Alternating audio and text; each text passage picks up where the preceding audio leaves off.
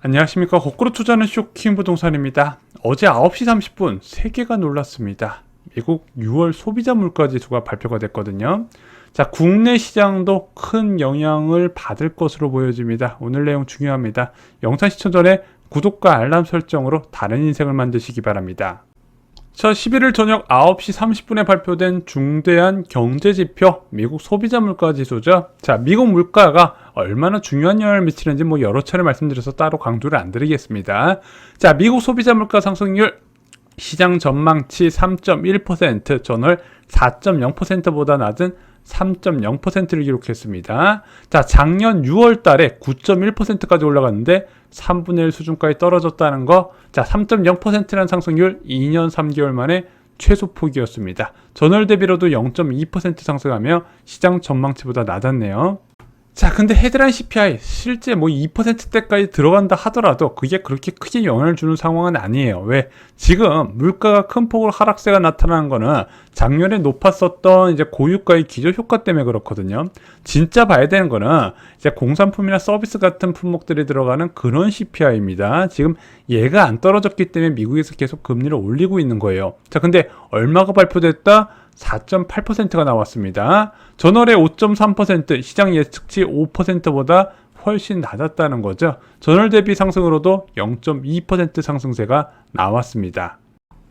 자, 이번 근원물가가 큰 의미가 부여되는 이유는요. 최근 이 근원물가 5% 중반의 박스권에서 크게 이탈하는 모습을 보여줬기 때문입니다. 자, 보시면은 이 파란색이 이제 헤드라인 수치인데 헤드라인 수치는 올 초부터 지속적으로 낮아졌어요. 그래서 올 1월 달에 6% 중반에서 시작을 해가지고 현재 3%까지 낮아졌잖아요. 절반 이하로 떨어졌는데 근원 CPI 여기서 이제 보라색으로 표시된 거 보시면은 계속해서 한 4개월 넘게 5% 중반 수준을 유지했다는 겁니다. 지난달에 살짝 떨어져서 5% 초반으로 낮았지만 이번에는 확실하게 4% 후반으로 낮아진 모습을 보였던 거예요. 그래서 시장에서 큰 의미를 부여하고 있는 겁니다.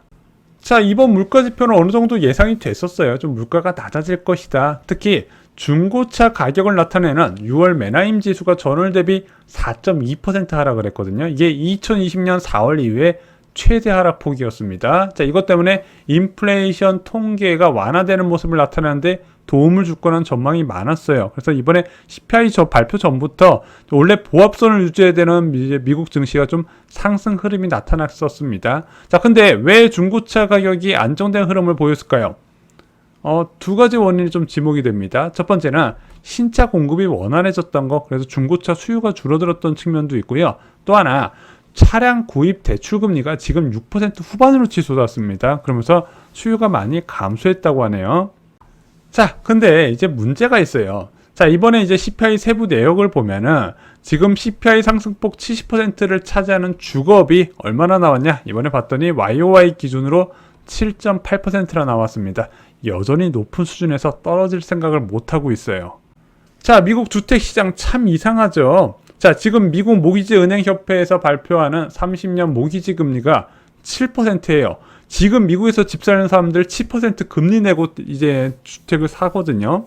그러면은 이 높은 금리로 대출 받아야죠. 또한 미국은 재산세가 굉장히 높습니다. 1% 넘는 재산세 내죠. 지금 같은 고가 상황에서 와, 매수자들 대단해요. 자, 그럼에도 불구하고 주택 가격이 상승세가 나타나고 있다는 겁니다. 자, 현재 주택시장 상황, 많은 전문가들이 원인을 찾고 있는데 가장 많이 이야기가 나오는 게 바로 공급 부족 이슈예요. 자, 앞으로도 공급이 부족할 거란 이슈 때문에 불안 심리가 생기는 겁니다. 그 불안 심리가 수요를 잠재우지 못하고 7% 높은 금리에도 사람을 사게 하더라. 또 하나, 자, 수요가 좀 줄어들거나 또는 공급이 많아져야 되는데 긴축 상황이 되면은 미국은 이 장기 고정금리 대출이 보편화되다 보니까 매도 물량이 없는 겁니다. 또한 마지막으로, 자, 왜 이렇게 부동산 시장이 빠르게 회복을 했냐? 강한 픽업 기대감도 여전히 시장 참여자에 남아 있다는 거. 그래서 매도자는 싸게 팔지 않고 매수자는 서둘러서 사는 게 현재 결과로 나타나고 있습니다. 자, 어찌됐든 예상 못한 6월 CPI 결과에 시장은 바로 반응을 했습니다. 자, 미국 금리 인상 가능성을 잘 나타내는 2년물 국채금리가 하루 만에 15bp 떨어졌어요. 4.7%까지 떨어졌습니다. 한때 5% 수준을 넘었었죠. 자, 그리고 미국 10년물 국채금리, 전 세계 유동성 지표로 알려져 있는 10년물 국채금리는 3.87%까지 떨어졌습니다. 10bp 떨어졌네요.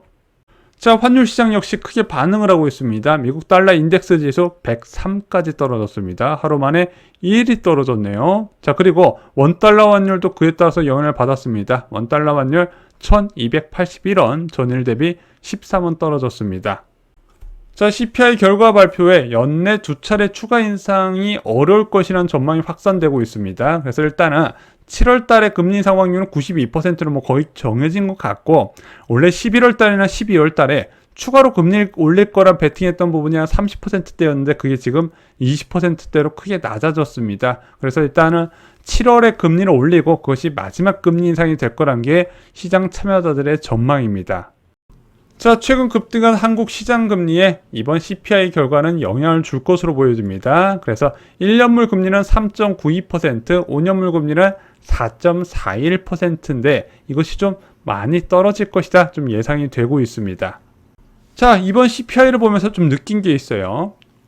좀 한국과 유사하게 흘러가는 것 같은데, 자, 대한민국도 6월 CPI가 먼저 발표됐죠. 자, 이번에 발표될 때 3.5%였습니다. 5월 달에 일반적인 근원물가 추세였던 4.0%보다 살짝 떨어졌다가 6월 달에 큰 폭으로 떨어졌거든요. 미국도 지금 그 추세가 나타나고 있다는 거죠.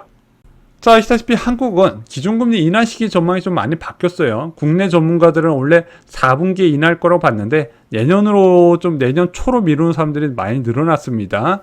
두 가지 이유를 들었어요. 한국의 높은 근원물가, 얘가 좀 예상보다 떨어지는 게 더디다. 두 번째, 똑같아요. 미국의 높은 근원물가. 자, 근데 지금 한국이나 미국의 높은 근원물가가 좀 변화될 가능성이 올해 6월달 물가 지표에서 보이고 있습니다. 한국과 미국 모두 중앙은행 움직임은 비슷할 것으로 예상됩니다. 일단은 지켜보자라고 하겠죠. 그래서 7월, 8월, 9월 근원물가 변화를 추가로 살펴보고 결정을 할 겁니다. 중앙은행은 항공모함과 같아서 한 달치 물가 지표만 보고 태세 전환을 하진 않아요. 자, 그 물가 변화의 지속성과 그 지속성이 앞으로도 계속 유지될 거란 확신이 있을 때 그것이 비로소 통화 정책에 반영이 됩니다. 그래서 제가 볼 때는 한국이든 미국이든 비둘기적인 스탠스는 4분기는 되어야 나올 것으로 보여집니다.